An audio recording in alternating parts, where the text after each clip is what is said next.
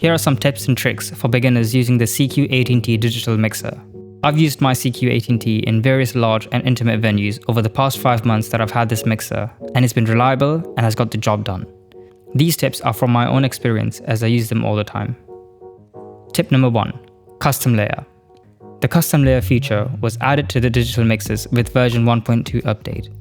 This allows us to arrange inputs and outputs in any order for various situations. One inconvenience with this mixer is that the first 8 inputs are XLR, so when you have a small gig with maybe just a singer and a guitar DI, it can be annoying to have the mic fader on page 1 and the guitar fader on page 2. With update 1.2, we can now arrange the inputs and outputs in any order we like. For example, the guitar DI can now be put next to the XLR input, which makes it a lot easier to mix. To do this, go to the config page, then to Control and Network, and then the Custom Layer tab. We can also add the monitor output and effects output here, so we can make quick adjustments to the whole mix if needed. To take this a step further, we can also arrange DCAs here, which can help condense a large mix into just a couple of faders. One example of this can be the kick, snare, hi-hat, and overheads assigned to DCA1, and then DCA1 put on the first page, condensing 4 faders into just one. Tip number 2. Loading presets instead of renaming. I have used this trick to speed up setups during our Sunday choir service. Previously, on an analog mixer, I couldn't label the channel faders with names as this was a shared mixer. This meant I had to connect the mic inputs in a specific order, which took a lot of time during setup. With the digital mixer's ability to save presets, I came up with a new way of setting up my choir to speed up our setup. First, we connect all the XLRs to the mixer without worrying about the order. I have created presets of the individual members so that I can load them on any input. With everything connected, I go to the config page and I ask the singer to speak into their mic.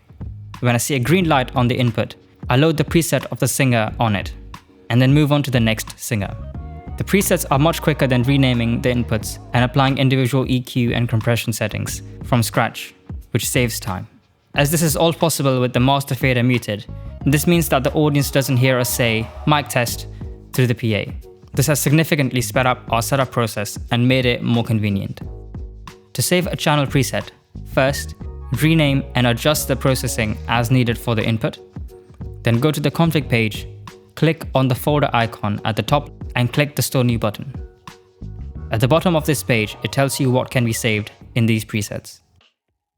Tip number 3. Record the Bluetooth track.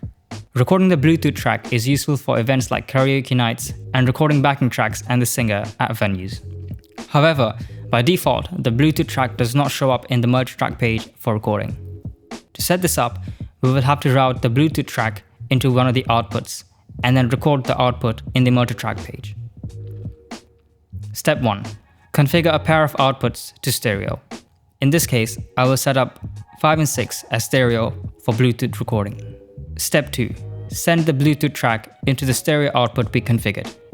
This can be done by going to the Send to tab in the fader page and clicking on 5 and 6.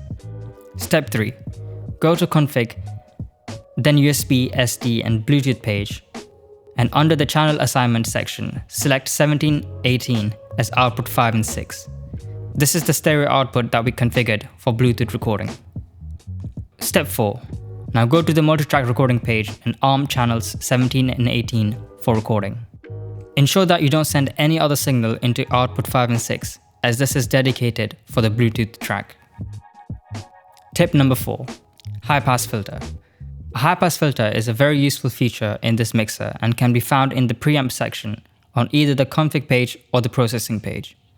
This filter has a range of 20 Hz to 2 kHz. The placement of this is somewhat confusing, as I expected this to be in the parametric EQ section.